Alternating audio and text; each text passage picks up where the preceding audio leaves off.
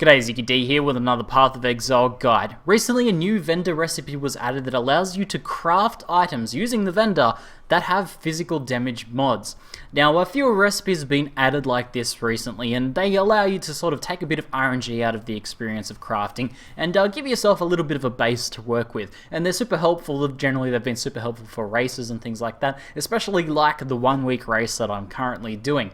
Now one that I've had a good chance to play around with in the 1 week race and has actually served me extremely well, and the reason I'm covering this in the guide is this physical damage recipe here. So I'll just show you the base of this. If we trade a weapon, any sort of weapon, it has to be a white weapon though, along with a Blacksmith, Whetstone and a Rustic Sash to the vendor, we get back a blue version of that weapon with a % physical damage modifier. Now, generally when you're leveling, if you're leveling any sort of build that can take advantage of physical weapons, which is most attack builds, most bow builds, most two-handed weapon builds, spectral throw builds, ground slam builds, rain of arrows builds, all of these builds can take advantage of this to level. And doing something like this amount of ease to be able to get this sort of item is super good in a race situation. I definitely crafted a few weapons this way while I was leveling up on this character here in the 1 week race. So let's talk about some more specifics of the recipe. We know that it's good. This is really good. You can take this weapon and you can then augment it and hope to get attack speed. If you get this with attack speed, that's pretty much a GG leveling item right there. This is even like a sort of getting into endgame maps viable weapon there.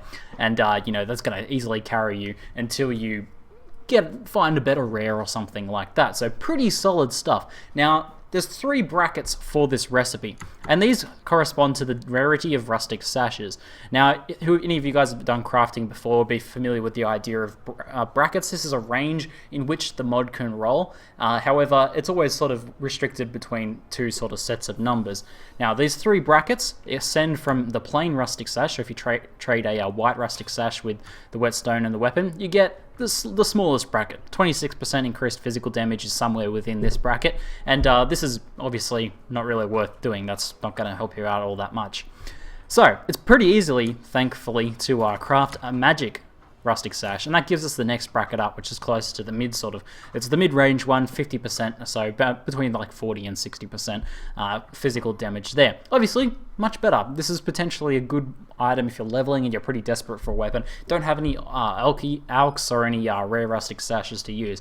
However, if you do happen to get your hands on a rare Rustic Sash and it's just no good, like your belt that you're already wearing is much better, then you can use this one. This gives you the 3rd tier here, which is between the sort of like, I don't know, I've seen it go as high as 80 something, so I think it's sort of that sort of range. Now this is not as high as you could craft if you were using transmutes on your weapon, but it's guaranteed physical damage, so I'm going to make it super easy to level there.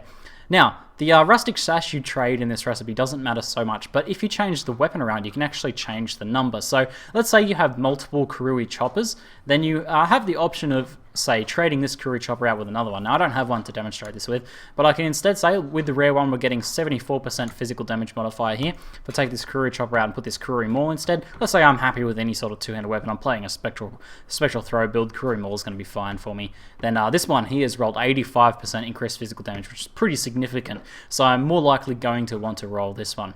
So that's pretty much the basic of it. You know, we get different numbers again here. So 65 with this one. What did we get this time? 54%. So I've had much better luck on the Kurui Maul, and I could get multiple Kurui choppers. Obviously, it's a good idea to first Blacksmith Whetstone this weapon, so you get higher physical damage in the end.